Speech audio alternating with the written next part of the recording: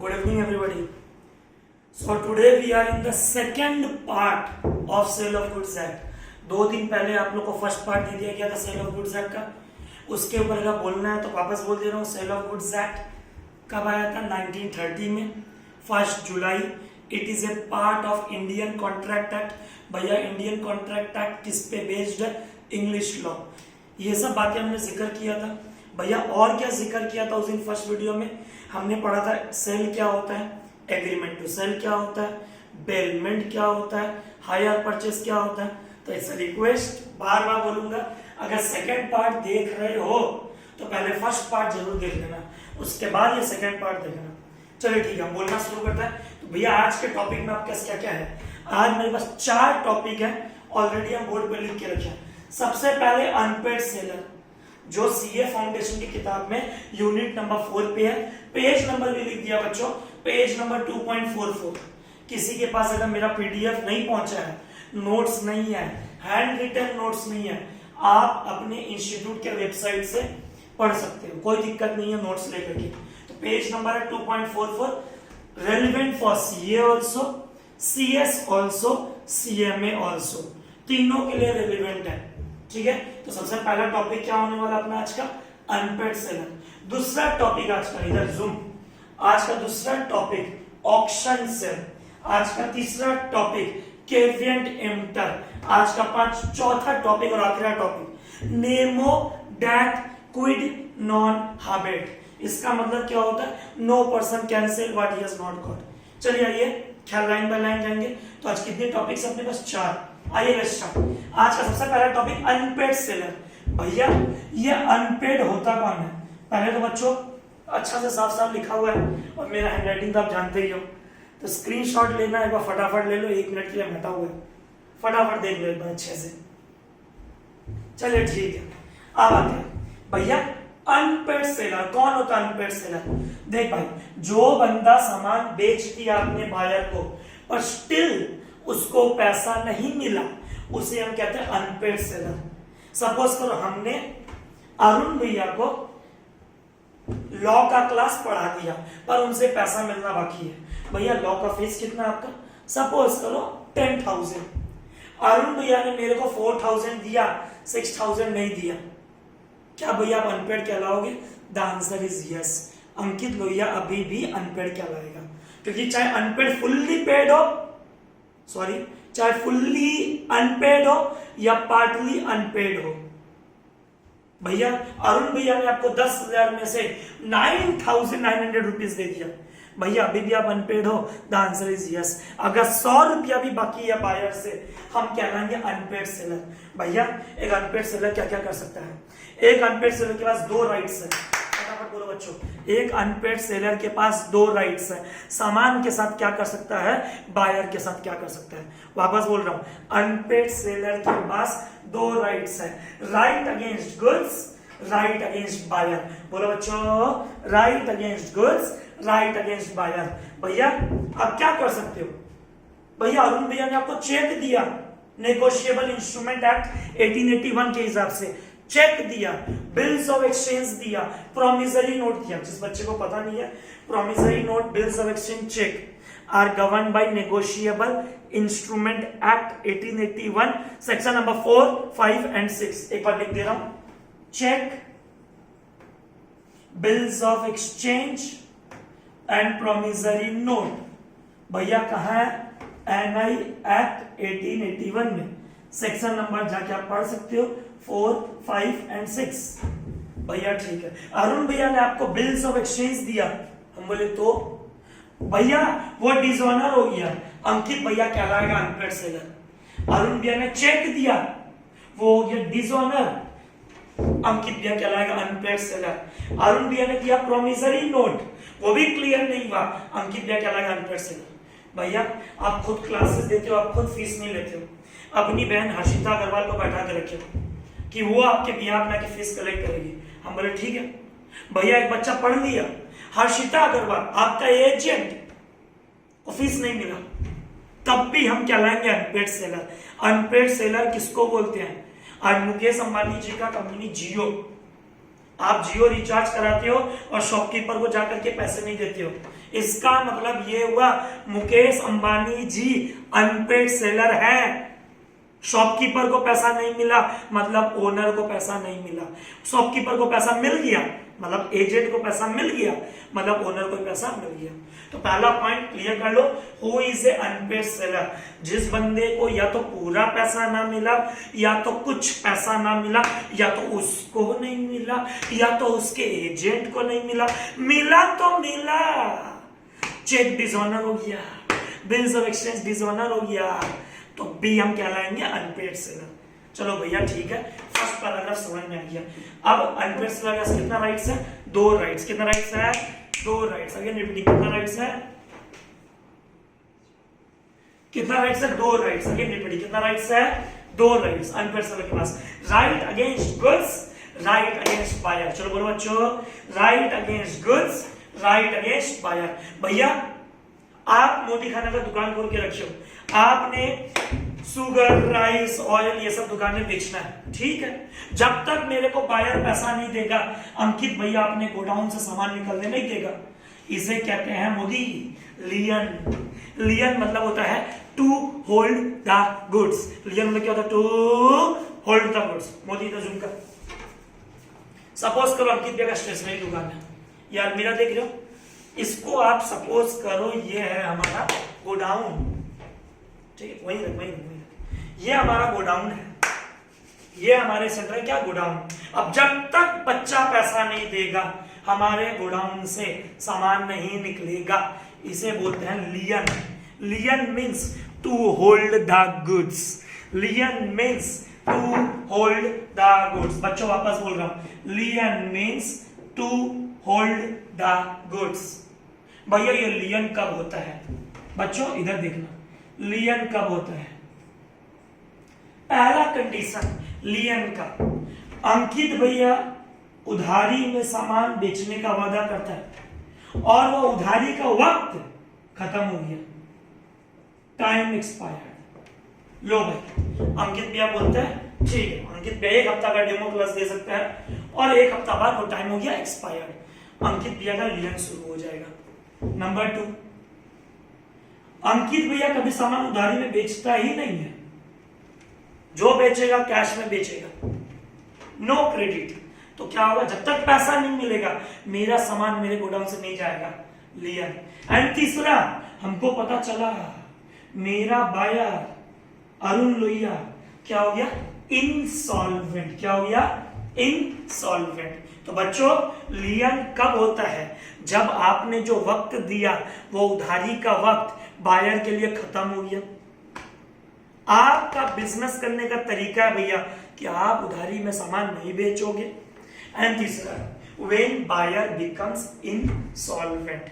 वापस बोलो बच्चों, व्हेन बायर बिकम, तो अभी तक क्विक रिवीजन वापस मोदी का अनपेड सेलर। आज का पहला टॉपिक क्या बच्चों? Unpaid seller.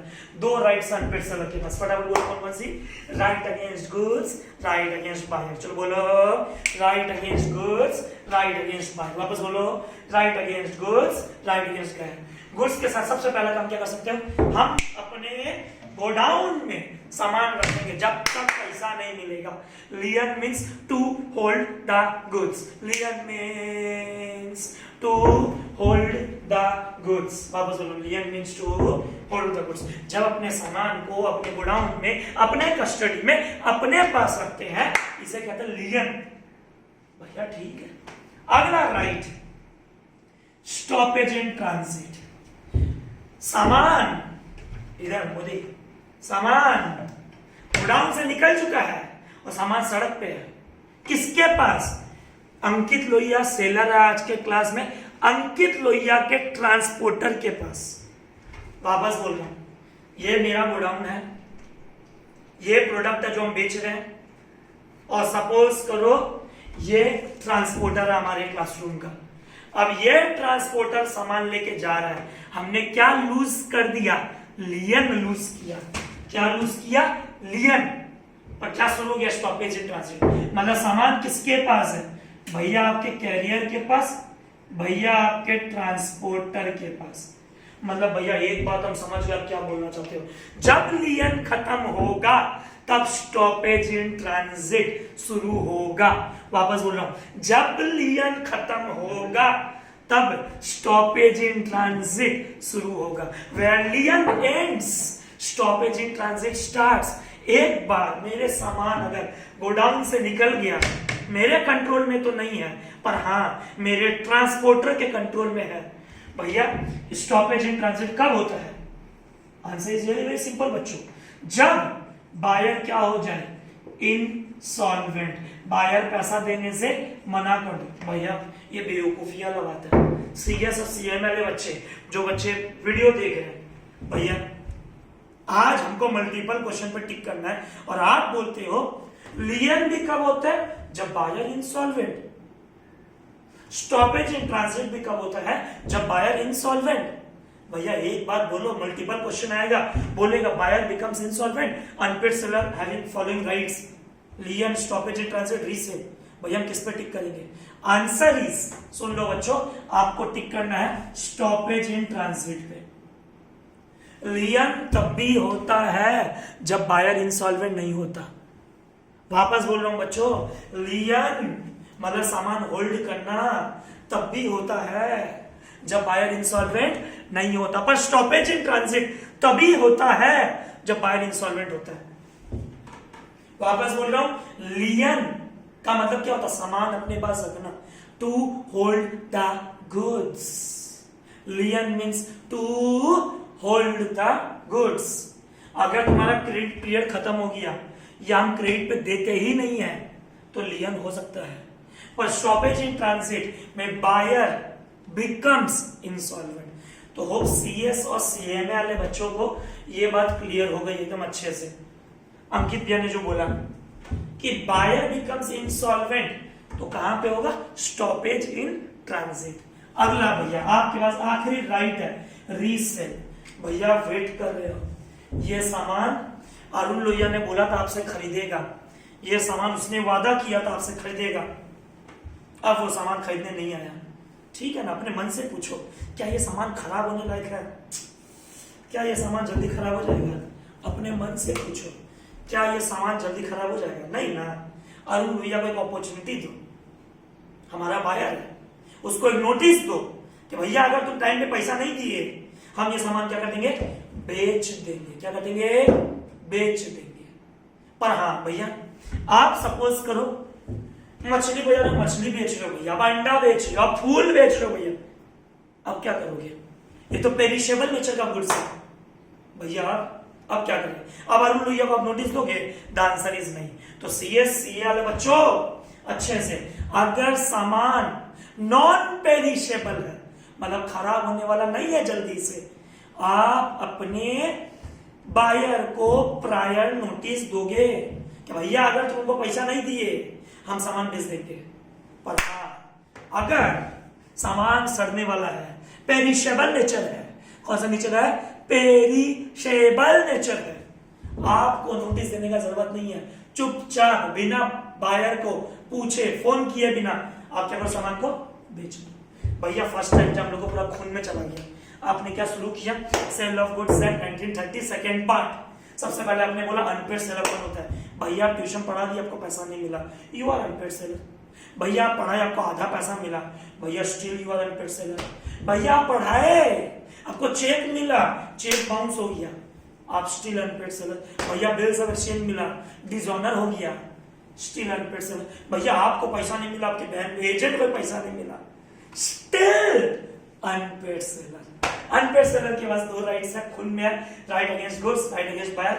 गुड्स के साथ सबसे पहला right, right of lien. Lien means to hold the goods. Lien means to hold the goods. Stoppage in transit क्या होता है बच्चों? स्टॉपेज इन ट्रांजिट, मेरा सामान मेरे पास नहीं है, मेरे ट्रांसपोर्टर के पास है, मेरे कैरियर के पास है, सामान बीच रास्ते में है, बायर के पास पहुंचा नहीं है। सामान बायर के पास पहुंचा और ना तो बायर के ट्रांसपोर्टर के पास पहुंचा है। हमने कैरियर को फोन करके बोलेंगे भाई बायर इंसॉल्वेंट हो गया, सामान ले आ, फटाफट लेके आ जा। और लास्ट में रीसेल के स्टडी आता बच्चों, अगर सामान बेचना है और पेरिशेबल नेचर का गुड्स है, कौन सा गुड्स है बच्चों? पेरिशेबल गुड्स है, तो आपको नोटिस देने का जरूरत नहीं है। पर अगर हाँ नॉन पेरिशेबल है, लॉन्ग लास्ट, जैसे ये हुआ 8 लाइन 500, महीना 2 महीना 3 महीना चलेगा। कोई एक आदमी आता, भैया हमको 100 पीस चाहिए, ठीक है, अब वो नहीं आया, हम उसको एक बार नोटिस देंगे, भैया आपने ऑर्डर दिया है, आपका सामान साइड में पड़ा, क्या आप खरीदोगे? आपका वेट कर, आप कब आओगे? इसका मतलब आपको नोटिस देना पड़ेगा। पर ये फुल वाले के पास आपको नोटिस देने का जरूरत। खैर आगे बढ़ते हैं। तो ये तो था सेलर का राइट अगेंस्ट गुड्स। भैया अब सेलर ना बायर के साथ क्या क्या कर सकता है? सबसे पहले तो अरुण भैया को बोलेंगे, ला भाई पैसा लेके आ, पहले तेरा फीस है 10,000 रुपया, ला पहले प्राइस दे। क्या दे? पहले प्राइस दे। हम जो सामान बेचे हैं, जो क्लासेस दिए हैं, 10,000 रुपीज हमारी फीस है, चलो निकालो। सबसे पहले प्राइस लेंगे। क्या लेंगे बच्चों? प्राइस। ठीक है मोदी। दूसरा पॉइंट, अब क्या लेंगे भैया? डैमेज। अब जिन बच्चों ने इंडियन कॉन्ट्रैक्ट एक्ट का क्लास नहीं कर रखा है हमसे लाइव क्लास में, उनको समझ में नहीं आएगा। तो एक बात हम बता दे रहे हैं, आज बच्चों का बहुत ज्यादा व्हाट्सएप पे 4-5 बच्चों का सुबह से डाउट आया, भैया ब्रीच वर्ड का मतलब क्या होता है? वर्ड में वर्ड ब्रीच, इसीलिए हमने ये बोर्ड को व्हाइट ब्लैंक छोड़ के रखा था बीच में कि सारा डाउट क्लियर कर दे। मोदी इधर भैया ब्रीच का मतलब क्या होता है? तो एक बार बता दे रहा हूं, Indian contract act unit number 5 और 6, ब्रीच आपको सुनने के लिए मिलेगा। ब्रीच का मतलब होता है बीच रास्ते में छोड़ जाना, कैंसिल कर देना। कल जैसे देखिए हमारे पास बहुत सारे पेरेंट्स का कॉल आ रहा था, 7-8 पेरेंट्स का कॉल आया, सर आप यूट्यूब पे क्लास दे रहे हैं हमको, तो हम क्या एक काम कर सकते हैं, आपको फीस गूगल पे या पेटीएम करवा दें? हम बोले करवा दीजिए। अगला क्वेश्चन पेरेंट्स का ये होता है, सर अगर आप यूट्यूब पे कभी तक आप 3 ही वीडियो छोड़े हो, 3 ही वीडियो दिए हो, सर अगर आप वीडियो देना बंद कर दिए तो? हम बोले सही बात है, एकदम सही क्वेश्चन है, गलत क्या है इसमें? हो सकता है अंकित भैया नया है, नहीं पहचानते लोग, नहीं विश्वास करते, कोई बात नहीं। कहने का मतलब ये, हम उनको बोले अगर आपको काम समझ में नहीं आए और वक्त के पहले बोल देना, वक्त के पहले बोल देना कि भैया हमको आपका काम समझ में नहीं आ रहा है, हम आपसे क्लास नहीं करना चाहता है। एंटीसिपेटरी ब्रीच, जब एक बंदा अपना कॉन्ट्रैक्ट कैंसिल करता है before the schedule date. Suppose करो हम अरुण भैया का बर्थडे के दिन पार्टी रखते हैं 28 अप्रैल, सबको बुलाते हैं, ठीक है। अब मोदी जी बोलते हैं 28 अप्रैल भी लॉकडाउन, देश का भलाई के लिए मोदी जी कर ही सकते हैं, क्या दिक्कत है? और हम लोग इतना पेशेंस है अपने में, ठीक है देश के लिए करेंगे। अब 28 अप्रैल को हमने बहुत सारा ऑर्डर करके रखा था, खाना, डीजे, पार्टी सब था, ठीक है। पर हमने 24 को ही पहले बोल दिया भैया हमारे यहाँ पे पार्टी शार्टी होने वाला नहीं है, अभी हम कॉन्ट्रैक्ट कैंसिल कर रहे हैं। इसको बोलते हैं anticipatory breach, when the contract is cancelled before the schedule date. When the contract is cancelled before the schedule date, जब एक बंदा वक्त के दिन, जिस दिन एग्रीमेंट परफॉर्म करना है उसके पहले वो बोल दे कि हम वो काम नहीं कर सकते, उसे कहते हैं एंटीसिपेटरी ब्रीच।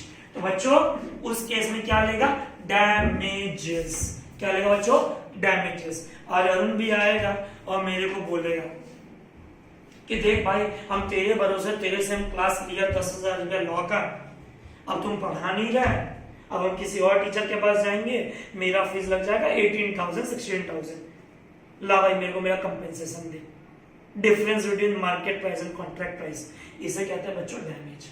तो होप डैमेज क्लियर हो गया, defined in section 73 of Indian contract act. वापस बोलो, हम अरुण भैया से प्राइस लेंगे, डैमेज लेंगे, चलो बोलो प्राइस लेंगे, डैमेज लेंगे, चलो वापस बोलो प्राइस लेंगे, डैमेज लेंगे। और भैया क्या लोगे? अरुण भैया का लेट से फीस देगा मेरे को, I will be charging interest. अगर कोई भी स्टूडेंट हमको लेट से पैसा देगा, हम उनसे क्या लेगा? इंटरेस्ट। तो बच्चों ये वाला जो ब्लैक पेन से लिखा हुआ था ये क्लियर हो गया। अभी तो ये गंदा हो गया, फिर भी समझ में आना चाहिए। टॉपिक का नाम अनपेड सेलर है। 2 टाइप के राइट्स है Modi, right against goods, right against buyer. Goods के अंदर 3 राइट है बच्चों, खून में होना चाहिए, लियन, स्टॉपेज इन ट्रांजिट, रीसेल। लियन कब कब होता है? जब क्रेडिट पीरियड एक्सपायर हो जाए, जब क्रेडिट पीरियड हम देते ही नहीं है, और जब बायर क्या हो जाए, इंसॉल्वेंट। भैया लियन और स्टॉपेज इन ट्रांजिट में क्या फर्क है? अरे बेटा, लियन का मतलब होता है रिटेन, सामान अपने पास रखना। स्टॉपेज इन ट्रांजिट का मतलब होता है रीगेन, मेरे गोडाउन से गया हुआ सामान को वापस बुला के अपने अंदर रखना। Lien means retain, stoppage means regain. Lien means retain, stoppage means regain. ओहो, वेयर लियन एंड्स, मोदी ठीक से देख ले, जहां लियन खत्म होता है, जहां लियन खत्म होता है वहां स्टॉपेज इन ट्रांजिट स्टार्ट होता है। जब गोडाउन का गेट बंद हो जाएगा उसके बाद सड़क शुरू हो जाएगा, सड़क से जब सामान मंगाते हैं उसको कहते हैं स्टॉपेज इन ट्रांजिट। क्या कहते हैं उसे? Stoppage in transit. भैया बायर इंसॉल्वेंट नहीं भी होगा ना तब भी हम लियन कर सकते हैं, बिल्कुल। भैया बायर इंसॉल्वेंट होगा ना तब हम करेंगे स्टॉपेज इन ट्रांजिट। भैया लियन में सामान किसके पास है? द आंसर इज अंकित लोहिया के गोडाउन में है। स्टॉपेज इन ट्रांजिट किसके पास है? कैरियर के पास है। Modi zoom. Lien retain, stoppage in transit regain. जहां लियन खत्म होता है वहां स्टॉपेज इन ट्रांजिट शुरू होता है। लियन क्या होता है? बायर इंसॉल्वेंट नहीं भी होगा पर उधारी का वक्त खत्म हो गया, क्यों वेट करें? Lien, stoppage in transit, buyer becomes insolvent. Lien में सामान किसके पास है? हमारे गोडाउन में है। स्टॉपेज इन ट्रांजिट में सामान किसके पास है? हमारे ट्रांसपोर्टर या हमारे कैरियर के पास, पर बायर के कंट्रोल में नहीं है, बायर के ट्रांसपोर्टर के पास नहीं है। चलो भैया क्लियर हो गया। भैया इतना देर तक अनपेड सेलर का बोल दिए, अब एक बात बताइए, स्टूडेंट्स भी तो आपके ऊपर केस कर सकते हैं। हम बोले बिल्कुल कर सकते हैं। राइट्स ऑफ बायर, अगला टॉपिक इस चैप्टर का, राइट्स ऑफ बायर। भैया एक बायर आपसे क्या क्या ले सकता है? सबसे पहला, अंकित भैया सामान वक्त पे डिलीवरी नहीं करता, और वक्त का मतलब क्या होता है? Reasonable time. अगर कॉन्ट्रैक्ट तक नहीं पढ़े हो अच्छे से, अगर कॉन्ट्रैक्ट तक नहीं पढ़े हो अच्छे से, वापस बोल रहा हूं, अगर कॉन्ट्रैक्ट तक नहीं पढ़े हो अच्छे से, अगर कोई टाइम नहीं लिखा हुआ है तो रीजनेबल टाइम। भैया रीजनेबल टाइम बोले तो 9 AM to 6 PM, सूरज उगने के बाद और सूरज ढलने से पहले, इसे कहते हैं reasonable time. Question of law है। तो एक बायर क्या कर सकता है आपके लिए? आपके ऊपर केस कर सकता है for non delivery of goods, आपके ऊपर केस कर सकता है for non delivery of goods. चलो ठीक है भैया, सबसे पहला right. Number 2, suit for specific performance. हाँ बच्चों, ब्लैक मार्कर, हाँ बच्चों, स्पेसिफिक परफॉर्मेंस। अब सपोज करो मेरे पास एक पोर्ट्रेट है या मेरे पास एक पेंटिंग है, कुछ भी सोचो ना, मोनालिसा पेंटिंग, वेरी एंटिक। अब मेरे को एक बायर आके बोलता है भैया हमको वो दीजिए, हम उनको एक वादा करते हैं फिर पीछे हट जाते हैं। वो बंदा बोलेगा नहीं भैया, वो कोर्ट में जाएगा और कोर्ट में जाके रिक्वेस्ट करेगा सर स्पेसिफिक परफॉर्मेंस करवा दो, वो पर्टिकुलर पोर्ट्रेट मेरे को चाहिए, वो पेंटिंग मेरे को चाहिए, मेरे को डैमेजेस मत दो, हमको लालच नहीं है डैमेज का, हमको इंटरेस्ट मत दो, हमको डैमेज मत दो, हमको इंटरेस्ट मत दो, बस हमारा जो काम अटका हुआ है ना वो काम पूरा करवा दो। स्पेसिफिक परफॉर्मेंस का मतलब होता है एक पर्टिकुलर काम जो सेलर ने वादा किया था, कुछ एंटिक नेचर का होगा, कुछ यूनिक होगा। हम कोर्ट से रिक्वेस्ट करेंगे, कोर्ट बोलेगा हाँ भैया करके दो। सबसे पहला क्या राइट है बोलो फटाफट? Right, damage for non delivery. बोलो बच्चों, डैमेज फॉर नॉन डिलीवरी। वापस बोलो, damage for non delivery. Number 2, suit for specific performance, particular task पूरा करवाना है। Next, suit for breach of warranty. बच्चों ने नहीं पढ़ा अभी तक, यूनिट नंबर 2 है आपके सिलेबस में, condition and warranty. Warranty is collateral, मतलब क्या होता है? देखो भाई, गारंटी में क्या होता है? सामान रिप्लेस हो जाता है। मोदी सुन ले भाई, आज एक किताब लेके आए कॉलेज शीट से, किताब फटा हुआ निकला, गारंटी में क्या होता है? हम किताब नया इशू करा लेंगे वापस वो किताब देके। और वारंटी में क्या होता है? वो किताब में जो पेजेस मिसिंग है, कुछ भी है, वो आपको ठीक करके जब सामान देता है उसे वारंटी कहते हैं। तो suit for warranty. Anticipatory breach आप समझ ही चुके हैं अभी तक, before the schedule date, before the schedule date, before the schedule date. Suit for interest, buyer जैसे सेलर बायर से इंटरेस्ट रिकवर कर सकता है, वैसे बायर भी सेलर से रिकवर कर सकता है। तो बच्चों बायर की कितनी राइट्स है? 5 राइट्स है, ठीक से देख लो। नॉन डिलीवरी, डिलीवरी कब तक हो जाना चाहिए? 9 AM to 6 PM। और भैया ये डिलीवरी करते टाइम ना सामान रास्ते में चोरी हो गया, if agreement is silent, buyer का रिस्पॉन्सिबिलिटी है। भैया क्यों? आप याद करो एक वर्ड क्लास में चिल्ला चिल्ला के बोलते थे इंडियन कॉन्ट्रैक्ट एक्ट में, risk passes with ownership, risk passes with ownership. और हमारे जो न्यू व्यूअर्स हैं वो बोलते हैं भैया हम तो लाइव क्लास किए नहीं है आपका, ये क्या है risk passes with ownership? Example समझा दो। सपोज करो ये मोबाइल मेरे पास है, इसका ओनर है अंकित लोहिया, ठीक है? ठीक है भैया, अब इसका ओनर अंकित लोहिया ने ये सामान कैमरामैन हमारे मोदी जी उनको बेच दिया, पर उन्होंने देखो हम बेच चुके हैं, सामान मेरे पास तो क्या हुआ, हम बेच चुके हैं, पैसा ले लिया, सामान मेरे गोडाउन में पड़ा हुआ है। भैया सामान में आग लग गया, मेरा कुछ नहीं जाएगा, जो जाएगा कैमरामैन का जाएगा। भैया क्यों? Risk passes with ownership. Possession matter नहीं करता बच्चों, मैटर करता ओनरशिप। जिसके पास ओनरशिप है डैमेज भी उसी का होगा, रिस्क भी उसी का होगा, इसीलिए कहता हूं risk passes with ownership. Buyer ने सामान का डिलीवरी लिया कि नहीं लिया वो मैटर नहीं करता, सेलर ने सामान बेच दिया ना, चाहे मेरे गोडाउन में सामान आग लग गया, पर जाएगा किसका? मेरा नहीं, तेरा, क्योंकि मालिक अब हम नहीं था, तुम था। 4 वर्ड में कहते हैं सीएस वाले बच्चों, सीए वाले बच्चों, रिस्क पासेस विथ ओनरशिप। बोलो बच्चों, रिस्क पासेस विथ ओनरशिप। तो अब समझ में आ गया? Damages for non-delivery, suit for specific performance, suit for breach of warranty, suit anticipatory breach before the scheduled date, and suit for interest। तो content खत्म करते हैं फिर से। अनपेड सेलर कौन होता है? एजेंट को पैसा नहीं दिए, ओनर को पैसा नहीं दिए, आधा पैसा दिए आधा नहीं दिए, चेक दिए बाउंस हो गया, बिल्स ऑफ एक्सचेंज दिए डिसऑनर हो गया, right against goods, right against buyer. Goods के साथ कितने राइट है भैया? 3 राइट है। कौन कौन से? लियन, स्टॉपेज इन ट्रांजिट, रीसेल। और भैया अगर पेरिशेबल गुड्स है, कौन सा गुड्स है? पेरिशेबल गुड्स है, तो आपको नोटिस देने का जरूरत नहीं है। और पेरिशेबल गुड्स नहीं है तो आपको नोटिस देना पड़ेगा।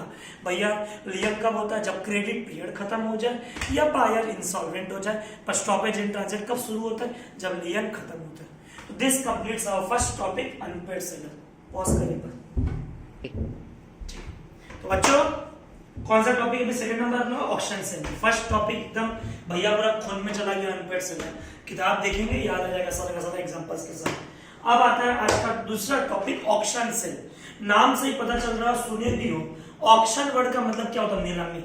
आईपीएल में देखे ही हो, बोली लगता है, ठीक है। और इसके अंदर भैया क्या है? ऑक्शन सेल का मतलब क्या होता है? जब कोई पब्लिक बिडिंग होता है कोई प्रोडक्ट का, जैसे सपोज करो अंकित भैया के क्लासरूम में डाइकिन एसी है। अब अंकित भैया क्या कर रहा है? उसको नहीं चला रहा है, पड़ा रहता है ऐसे, नहीं चला रहा है, उसको क्या करना है? नीलाम करना है। तो अंकित भैया पब्लिक इनविटेशन देगा सबको कि भैया जिस जिसको एसी खरीदना है वो लोग आ सकते हैं। किसके थ्रू? द आंसर सबसे पहला लिख के रखें आप लोग के लिए, ये ऑक्शन सेल किससे होता है? लॉ ऑफ एजेंसी से। देख भाई सबको पता है जो सबसे ज्यादा हाईएस्ट बोली लगाता है, हाईएस्ट बीडर, उसको बेचा जाता है सामान। भैया ऑक्शन सेल कैसे होता है? अब हम जितना देखे हैं, sale by fall of hammer, हथौड़ी गिरा करके, जैसे घर का नीलामी लगा रहा है 50 लाख रुपया एक, 50 लाख रुपया 2, और लास्ट में बोलता है 50 लाख रुपया 3, फॉल ऑफ हैमर। भैया ऐसे भी तो होता है, हमने मूवी देखा शाहिद कपूर का बदमाश कंपनी, वो अलग अलग लुक लेकर के अलग अलग अपने आप को व्यू दिखा करके, अपने आप को इमेजिन करा करके अलग अलग रूप में वो आता है भैया वहां पे, और आ करके ऑक्शन में वो 1 पेयर ऑफ शूज का उसके अंदर एक स्टोरी है, बाकी बहुत सारे डॉग्स के सामान वो खरीदता है। तो कहने का मतलब क्या है भैया, बोलने का मतलब ये है कि कोई आदमी अगर जानबूझ करके बोली लगाता है, बोली बढ़वाता है, लगाता है नहीं, बोली को बढ़वा रहा है, पब्लिक बिडिंग को बोलता है, किसी को प्रोवोक कर रहा बोली बढ़ाने के लिए। या सपोज करो अंकित भैया एक लॉ ऑफ एजेंट है, एजेंट अपने एक आदमी को बैठा दिया बीच में, भैया ये 10 जन के बीच में तेरा काम है बोली बढ़ा के पीछे हट जाना। तो इंडियन कॉन्टेक्स्ट में वर्ड था, किसी आदमी के साथ अगर तुम गलत करते हो और अगर वो सहता है, if one party's assent is not there, हम लोग क्या कहते हैं उसे, वॉइडेबल कॉन्ट्रैक्ट। कौन सा कॉन्ट्रैक्ट, वॉइडेबल। इसका मतलब क्या हुआ, एक बात भैया समझ में आ गया, अगर कोई भी आदमी प्रिटेंडेड बिडिंग करता है, कोई भी आदमी प्रिटेंडेड बिडिंग करता है, उसे कहते हैं वॉइडेबल। तो सीएस, सीएमए और सीए वाले बच्चों 3 वर्ड याद रखना। ऑक्शन सेल क्या है, पब्लिक बिडिंग है। ऑक्शन सेल क्या है, पब्लिक बिडिंग है। कैसे होता है, बाय फॉल ऑफ हैमर और इन कस्टमरी मैनर। कहीं हथौड़ी से होता होगा, कहीं सीटी से होता होगा, कहीं बोली से होता होगा, कहीं रुमाल से होता होगा। सबका अपना अपना रीति रिवाज है बोली लगाने का। भैया अब सपोज कीजिए आईपीएल में बोली लगाना है, कोई प्लेयर है, let us take the example Chris Gayle. भैया अब अगर बोली लगाने के लिए बैठे तो आदमी 1 रुपये से बोली लगाना शुरू करेगा, तब जाके भैया उनका 2 करोड़ 5 करोड़ रुपया पहुंचेगा, ऐसा नहीं है। ऑक्शन सेल में क्या होता है, लॉ ऑफ एजेंट पहले से एक रिजर्व प्राइस सेट कर देता है, स्टार्टिंग प्राइस, कि आपका बोली शुरू हो रहा है इतना रुपया से। जैसे सपोज करो प्लेयर्स का, किसी का 20 लाख से शुरू होता है, किसी का 10 लाख से, किसी का 50 लाख से, किसी का 1 करोड़ होता है। बेस प्राइस जिसको आप बोलते हो उसे हम लोग कहते हैं रिजर्व प्राइस। कौन प्राइस, रिजर्व प्राइस। तो बच्चों 4 वर्ड याद रखना ऑक्शन सेल में, खून में होना चाहिए। पहला बात तो सेक्शन क्या है, सेक्शन हम बोलना भूल गए थे, section number 64 auction sale. Auction sale कैसे होता है, पब्लिक बिडिंग। कौन बिडिंग, पब्लिक बिडिंग। किसको बेचा जाता है, to the highest bidder, to the highest bidder. कैसे बेचते हैं, फॉल ऑफ हैमर। कैसे बेचते हैं, फॉल ऑफ हैमर। आगे कैसे बेचते हैं, फॉल ऑफ हैमर। कोई जानबूझ करके भैया बोली बढ़ाए, हम कॉन्ट्रैक्ट को कहेंगे वॉइडेबल कॉन्ट्रैक्ट। कोई जानबूझ करके बोली बढ़ाए उसे हम कहेंगे वॉइडेबल कॉन्ट्रैक्ट। तो बच्चों ऑक्शन सेल क्या होता है, एक प्रॉपर्टी पब्लिकली नीलाम करने को कहते हैं auction sale by inviting bids. भैया इसके ऊपर एक केस स्टडी सुना सपोज करो हमारा भाई अरुण लोहिया वो है दुबई का और हम अंकित भैया कोलकाता के हैं, ठीक है। अब हम हमारा कोई प्रॉपर्टी बेचना चाहते हैं, सपोज करो मैं बेलूर सेंटर में मेरा एक प्रॉपर्टी है अपना खुद का, भैया उसको बेचना चाहता है। अंकित भैया क्या करेगा, उसको न्यूज़पेपर में इश्तिहार देगा कि अंकित भैया अपना प्रॉपर्टी नीलाम कर रहा है, खरीदने वाला खरीद सकते हैं। अब अरुण लोहिया को पता चला दुबई में क्या रिश्ता है, इंडिया में, कोलकाता में, वेस्ट बंगाल में एक प्रॉपर्टी बिकने वाला है। वो क्या करता है, आ जाता है। पर जिस दिन वो आते हैं, संडे सुबह 10 बजे, हम लोग न्यूज़पेपर में टाइम लिखा रहता है, संडे सुबह 10 बजे वो आते हैं और देखते हैं, हमको बोलते हैं क्या हो गया प्रॉपर्टी, हम बोले प्रॉपर्टी तो सैटरडे को रात को बेच दिए। अरुण लोहिया दुबई से आया, संडे का था एडवर्टाइजमेंट, सैटरडे को प्रॉपर्टी बिक गया। अब वो बोलता हम दुबई से आए गए, मेरे को मेरा डैमेज चाहिए। विल अंकित लोहिया पे करेगा डैमेजेस? द आंसर इज नहीं करेगा, क्योंकि ऑक्शन सेल कोई ऑफर नहीं है, it is an invitation to offer. वापस बोल रहा हूं सीए वाले बच्चों, ऑक्शन सेल कोई ऑफर नहीं है, it is an invitation to offer. हम इनवाइट कर रहे हैं कि आओ, आके हमको ऑफर दो, हमको पसंद होगा तो हम तुमको प्रॉपर्टी बेचेंगे, नहीं होगा तो नहीं बेचेंगे। इसीलिए बच्चों पहला लाइन बोली जो auction sale, selling property by inviting bids publicly, selling property by inviting bids publicly. किसके थ्रू, लॉ ऑफ एजेंसी के थ्रू। भैया प्रिटेंडेड बिडिंग, जानबूझ करके बोली बढ़ा रहा है, सेलर जानबूझ करके बोली बढ़ा रहा है, कॉन्ट्रैक्ट वॉइडेबल हो जाएगा। भैया वॉइडेबल किसके तरफ से, किसके तरफ से वॉइडेबल भैया? बायर की तरफ से, जो बेचारा दुख सहता है, जिस बेचारे के जेब से ज्यादा रुपया लग गया। भैया इंडियन कॉन्ट्रैक्ट याद दिलाओ ना एक बार, वॉइडेबल के कितने सिचुएशन थे? हम बोले याद करो, 4 सिचुएशन थे। कोइजियन, किसी को फिजिकली थ्रेटन करना, तुम हमको 100 रुपया नहीं दिया तो गोली मार देगा, कोइजियन। अंडू इन्फ्लुएंस, किसी को माइंड से इन्फ्लुएंस करना, मेंटली, डॉक्टर पेशेंट को करता है, लॉयर अपने क्लाइंट को करता है, टीचर्स अपने स्टूडेंट्स को करते हैं, मेंटल टॉर्चर, इसको बोलते हैं वॉइडेबल, कोइजियन, अंडू इन्फ्लुएंस। भैया एक जन का मर्जी चल रहा है, एक जन का मर्जी नहीं चल रहा है, वॉइडेबल। भैया और एग्जांपल दे दो ना फटाफट। एक था फ्रॉड, अंकित भैया बस में चढ़ा, पॉकेट मार लिया किसी का, अब मर्जी से कोई पॉकेट करवाता है क्या? फ्रॉड। और भैया और एक एग्जांपल दे दो, कोइजियन हो गया, अंडू इन्फ्लुएंस हो गया, फ्रॉड हो गया, मिसरिप्रेजेंटेशन, गलती से कोई इंफॉर्मेशन देना, मतलब डेलिबरेट नहीं, अनइंटेंशनल। तो 4 वॉइडेबल है जिन बच्चों ने इंडियन कॉन्ट्रैक्ट का क्लास में किया, कोइजियन, अंडू इन्फ्लुएंस, फ्रॉड, मिसरिप्रेजेंटेशन। बहुत सारे बच्चे मिस्टेक करते हैं, मार्केट में टीचर्स भी मिसगाइड करते हैं कि मिस्टेक वॉइडेबल नहीं है, पहले ही बोल दिया, 4 ही वॉइडेबल है, कोइजियन, अंडू इन्फ्लुएंस, फ्रॉड और मिसरिप्रेजेंटेशन। चलो भैया याद हो गया।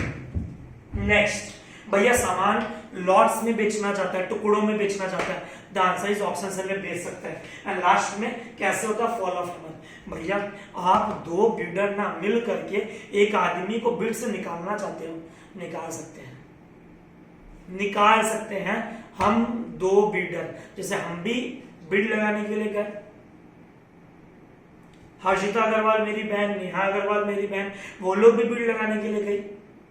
अब हम लोग बिड लगाने के लिए बैठे हैं, पर हम लोग को आंख देखे अरुण लोहिया एकदम पसंद नहीं है, उसको हटाना है। उसको क्या करना बच्चों? हटाना है। तो हम लोग क्या करेंगे? हम लोग हाथ को मिलाएंगे। कौन कौन? हम, अंकित लोहिया, नेहा अग्रवाल, हर्षिता अग्रवाल, तीनों जन मिलकर हाथ मिलाएंगे और हाथ मिला करके हम लोग करेंगे knockout agreement to reduce the competition, अपने कॉम्पिटिटर को कम करने के लिए। वापस बोल रहा हूं बच्चों, टू लिखना भूल गया था पहले, रिड्यूस द कॉम्पिटिशन, अपना कॉम्पिटिशन को रिड्यूस करने के लिए। बोला बच्चों, अपने कॉम्पिटिशन को रिड्यूस करने के लिए जब 2 बिडर्स हाथ मिलाते हैं उसको बोलते हैं नॉक आउट एग्रीमेंट। क्या कहते हैं? Knock out agreement. भैया चाइना ना बहुत सारा डिफेक्टिव प्रोडक्ट इधर उधर देश में फेंक देता है, कचरा इधर उधर करता है, ठीक है। अगर कोई भी कंट्री अपना देश का रिसोर्सेज को दूसरे देश के रिसोर्सेज में यूटिलाइज कर रहा है या फिर जबरदस्ती फेंक रहा है, जो भी कर रहा है, उसे हम लोग कहते हैं डंपिंग। क्या कहते हैं उसे? डंपिंग। तो ये ऑप्शन सेल में 7-8 बातें याद रखना। चलो फटाफट रिवीजन। ऑप्शन सेल की सेक्शन क्या है? Section number 64। साइड जा रहा हूं मोदी, इधर जूम रखना बस। Section number 64। वापस ऑप्शन सेल की सेक्शन क्या है? Section number 64। भैया कैसे होता है? Fall of hammer. कैसे होता है? Fall of hammer.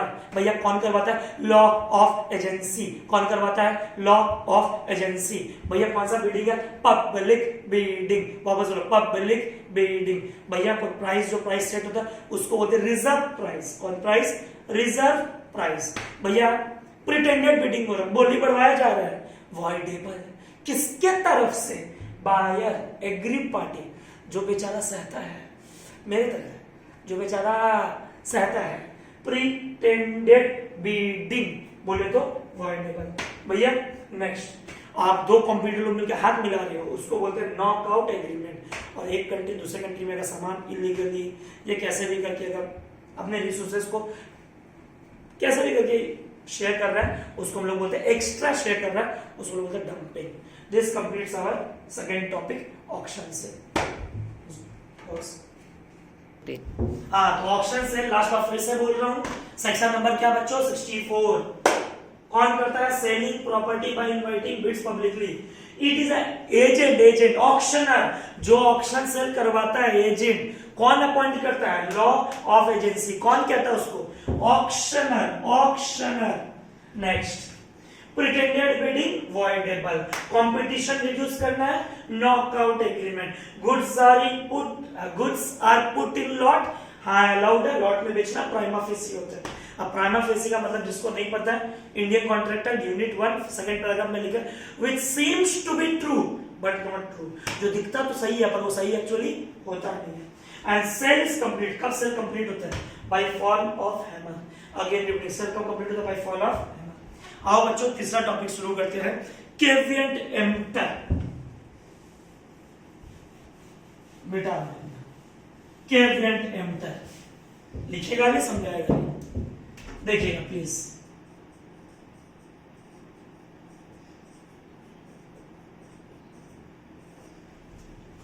केविएंट भैया इसका मतलब क्या होता है, लेट द बायर बीवेयर। भैया समझ में नहीं आया, सामान खरीदते वक्त ये बायर की जिम्मेदारी है, मोदी अच्छा सुनना समझ में आएगा। सामान खरीदते वक्त ये बायर की जिम्मेदारी है सामान का जांच पड़ताल करना, हर इंफॉर्मेशन को पूछना, हर इंफॉर्मेशन को जानना, हर छोटी छोटी बातों से सेलर को पूछना। जब तक तुम पूछोगे नहीं सेलर बोलेगा नहीं। मतलब सामान खरीदने बायर खरीदा, बायर अपना चॉइस अपना टेस्ट सब कुछ सेलर से पूछ के खरीदता है। Let the buyer behaviour, it is the responsibility of the buyer. बच्चों ये बायर की जिम्मेदारी है सामान खरीदते वक्त सेलर से हर चीज पहले से पूछ लेना। मतलब भैया शंकर जी का तीसरा हाथ की तरह होना चाहिए। अगर एक बार सामान खरीदने के बाद कुछ भी डिफेक्ट निकल गया, सेलर जिम्मेदार नहीं है उसके लिए, तुम चाहे कितना ही बोल लो। हमने अपने छोटे भाई को मोदी को बाजार भेजते हैं ब्रेड खरीदने के लिए, 2-3 दिन पहले ब्रेड बासी निकल गया। वो दुकानदार के पास गया, दुकानदार बोलता है कि आपको तो पूरा बफ लगाया हुआ था, पूरा ब्रेड का ट्रे लगाया हुआ था, उसमें से आप उठा के लेके गए, आपके हमसे पूछे। उस समय पूछ रहे थे भैया ताजा है कि नहीं है, फ्रेश है कि नहीं है, कितना दिन के अंदर वो खाना है, अब हम वापस आपसे सामान लेंगे नहीं। मतलब क्या होता है, सामान खरीदते टाइम बायर का जिम्मेदारी है अपना आंख कान सब कुछ खुला रखे और अपने मुंह से सब कुछ पूछे। बच्चों केविएंट वेंडर, भैया कॉमर्स किताब में हम लोग पढ़े हैं एक वर्ड केविएंट वेंडर। हाँ बच्चों, केविएंट वेंडर का मतलब होता था लेट द सेलर बिहेवियर। हम उसके बारे में बात नहीं कर रहे, हम केविएंट वेंडर के बारे में बात कर रहे हैं। हम लिख दे रहे हैं it is the responsibility of buyer to inspect the goods before बच्चों purchasing, before purchasing। एक बार अगर सामान बिक गया, seller is not responsible। Seller की और जिम्मेदारी नहीं। मोदी बोलता भैया समझना ये अच्छे से, सामान खरीदते टाइम हम पूछेंगे तो बता देगा, हम नहीं पूछेंगे तो नहीं बताएगा। Let the buyer behaviour. तो बच्चों केविएंट वेंडर मतलब क्या होता है, let the buyer behaviour. It is the responsibility of the buyer to inspect the goods before purchasing. Seller is not responsible for decision of buyer.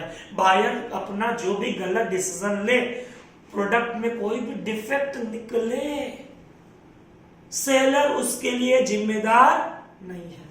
पर बच्चों ऐसा कुछ नहीं है, इसके कुछ एक्सेप्शंस हैं। ये आपको अच्छे से पढ़ना है और ध्यान से याद रखना है भैया क्या क्या एक्सेप्शंस है। देखो बच्चों, सबसे पहला ब्लैक पेन से लिख दे रहा हूँ, ब्लैक पेन के हाथ में। सबसे पहला एक्सेप्शंस, बच्चों थोड़ा ध्यान से एकदम मन लगा के पढ़ना है, एकदम मन लगा के। एक्सेप्शंस, सबसे पहला एक्सेप्शन है आपका, सपोज करो आपने कोई सामान ट्रेड नेम में खरीदा है, ब्रांड नेम में, भैया BMW, ऑडी। अरे इतना दूर क्यों जाते हो, फेयर एंड लवली लो ना रे बाबा। एक ट्रेड नेम है फेयर एंड लवली, एक ब्रांड नेम है भैया हेड एंड शोल्डर्स। अब ये सब जब तुम खरीदते हो, कुछ खराब निकलता है, सेलर का जिम्मेदारी है कि वो उस डैमेज का भरपाई बायर को करे। क्योंकि सामान किसमें बेचा जा रहा है, ट्रेड ऑफ द, नाम पता चला, ब्रांड नेम, कौन नेम, ब्रांड नेम। तो ब्रांड नेम में सेलर ये नहीं बोल सकता ए बाया तेरा जिम्मेदारी था, तो उनसे पहले पूछा कहीं नहीं, क्योंकि सेलर खुद डिस्क्लोज करता तब जाके वो ब्रांड बनता है। सबसे पहला एक्सेप्शन बच्चों, अगर सामान कैसे बिका, ब्रांड नेम में या ट्रेड नेम में, तब लेट द बायर बिहेवियर नहीं लगेगा, तब लेट द बायर बिहेवियर नहीं लगेगा, ट्रेड नेम और ब्रांड नेम। भैया ठीक है। नंबर 2, भैया आप अपना बताओ ना, जब आप बाजार जाते हो, हम अपना बताते हैं, हम जब बाजार जाते हैं, हालांकि बाजार कभी जाते ही नहीं, अपने लाइफ में लास्ट 4-5 साल में हम 3 से 4 बार खाली शॉपिंग करने गए आज तक 3 से 4 बार। तो भैया भी कपड़ा, मेरा सारा डिसीजन, सारा कपड़ा ऑल इंडिया देखते हैं, सारा कपड़ा सबको पता है। भैया ठीक है, फिर अब सपोज करो अरुण भाई, हम गए दुकान एक दिन, अरुण भैया बोलते जा एक दिन तू जा बाजार जा। अब हम बाजार जाते तो हम दुकानदारों क्या बोलते, भैया तुम्हारे हिसाब से जो मेरे ऊपर फिट हो जाएगा, सूट हो जाएगा, जो बेस्ट हो दुकान से निकाल के दे दे। और वो दुकानदार इतना बदमाश, हम तो उसके टेस्ट पे रिलाई किए, हम तो सेलर के चॉइस पे रिलाई किए, हम तो उस दुकानदार के स्किल पे रिलाई किए, फिर भी वो हमको अगर हमको डिफेक्ट प्रोडक्ट देते, बच्चों बताओ, फिर वो चिल्ला के बोलेगा ए बायर तेरा जिम्मेदारी था। अरे मेरा जिम्मेदारी किस बात का, it is the responsibility of the seller if buyer relies upon the choice of the seller. अगर सेलर के चॉइस पे, स्किल पे, टेस्ट पे हम क्या करते हैं, रिलाई करते हैं, क्या करते हैं, रिलाई करते हैं, तो केविएंट एम्प्टर बोले तो let the buyer behaviour rule नहीं लगेगा। बच्चों वापस बोलेगा फिर से, तीसरा topic, caveat emptor, let the buyer behaviour. Again बोलो बच्चों, let the buyer behaviour. It is the responsibility of the buyer to inspect the goods. It is the responsibility of the buyer to inspect the goods before purchasing. बोलो बच्चों, before purchasing. Seller is not responsible for the wrong choice and decision and product which are decided by the buyer. भैया exceptions में सबसे पहला, अगर कोई buyer सामान खरीदता है ब्रांड नेम या फिर ट्रेड नेम में, तो सेलर जिम्मेदार है, ठीक है। सेलर के चॉइस पे रिलाई करते हैं हमको दुकानदारी नहीं आता रे बाबा, हमको पता ही नहीं है दुकान में जाके कैसे सेलर से बार्गेनिंग करें, कैसे प्रोडक्ट को चॉइस करें। हम दुकान में जाते ही अपने पसंद कर देते हैं, वो बोलता भैया क्या चाहिए, हम बोलते भैया तुम्हारे हिसाब से जो बेस्ट है वो निकाल के दे दे। उसके बाद भी अगर वो खराब निकला, हम जाके सेलर को बोलेंगे भैया ये तो तुम्हें दिए थे और हम तुम्हारे टेस्ट पे पूरा रिलाई। नंबर 3, चलो ठीक है भैया डन। सैंपल, हम जब ऑनलाइन देखे हमको सैंपल में पेन दिखाया गया था, सपोज करो पेन पेन पेन, क्लासरूम में पेन ही नहीं आई, हमको पेन दिखाया गया था ऑनलाइन, ऐसा पेन अपने स्टूडेंट्स लोग के लिए, ऐसा पेन, ठीक है, हम ऑर्डर कर दिए। जब डब्बा खोले साला ये क्या है, और फिर हमको चिल्ला चिल्ला के सेलर बोलता है let the buyer behaviour, let the buyer behaviour. ऐसा नहीं चलेगा। सेल बाय सैंपल, जैसा सामान आप सैंपल में दिखाए हो, जैसा सामान आप सैंपल में दिखाए हो वैसा ही सामान आपको बेचना पड़ेगा भैया। और description, sale by sample as well as description, जैसा डिस्क्राइब किया सामान भी वैसा होगा तो लेट द बायर बिहेवियर होगा, वरना नहीं होगा। भैया सेलर का इंटेंशन ही था आपके साथ चोरी करना, सेलर पहले से सोच के रखा था, दिमाग के अंदर डाल के रखा था कि आज अंकित भैया का मेरे दुकान में आएगा, हम उसको ठगेगा, लेट द बायर बिहेवियर नहीं लगेगा। तो बच्चों ये 5 याद रख लोगे, नाम तो बहुत काफी है। In case of trade name, brand name एक नाम ही है। Number 2, where buyer relies upon the choice of the seller.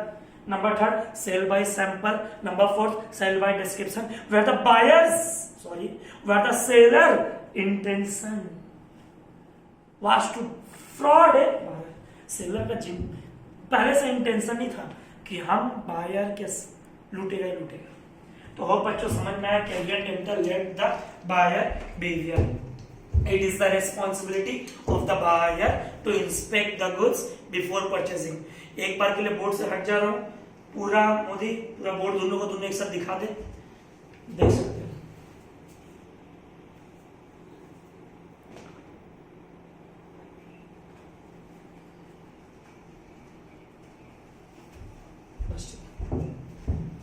तो बच्चों होप हाँ जानते हैं भैया एक टॉपिक छूट गया, बच्चे बोले कहाँ जा रहे हो कहाँ जा रहे हो। तो बच्चों थोड़ा प्रॉब्लम होता है इंटरनेट का अपने यहाँ पे। कल का भी पीएल अप्रोप्रिएशन का हमने वीडियो अपलोड किया था, बहुत दिक्कतें हुई थी, 1 घंटा 17 या 18 मिनट का था आई थिंक, थोड़ा दिक्कत हो रहा है इसीलिए।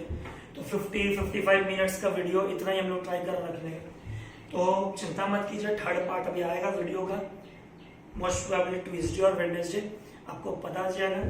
नीमो डैट पिन नॉट डैट। अगर आपको क्लास समझ में आ रहा है, अच्छा लग रहा है, चैनल को शेयर कीजिएगा, सब्सक्राइब कीजिएगा।